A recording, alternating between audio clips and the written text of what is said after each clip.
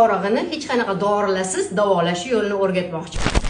O'zichi ota-bobolarimizchi osteopat bo'lish kerak ekanda. Ana kimlar ota bo'lganu, o'shalar mana qilib dom kinda solgandan keyin boshim mana qilib qo'yishardi-yu, o'shalar har bir cherepdagi shoflarni harakatga keltirib qo'yishgan ekan-da. O'sha hisobiga bosh og'riqlarimiz qolib yengil bo'lib qolgan ekan. Shimizda mana cherep bo'lsa, mana shu har bitta bo'limlari bor.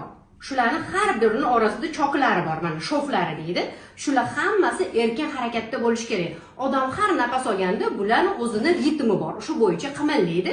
O'shaning hisobiga boshdagidek bir dinamika yaxshi bo'ladi. Boshi qaysidir bo'limida harakat chegaralanib qolsa, o'sha bosh og'riqlari boshlanadi.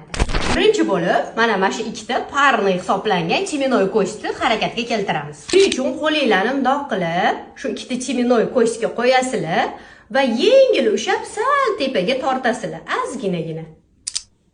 Bir pas ushlab turasizlar. Keyin sekin qo'yib yuborasizlar. Shunda chiminoy ko'shni harakatlari normaga kelib oladi.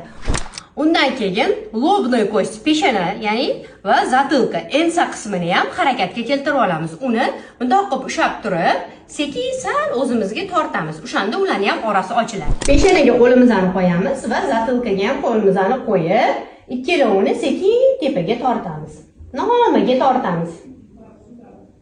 Shu holatda ushlab turamiz.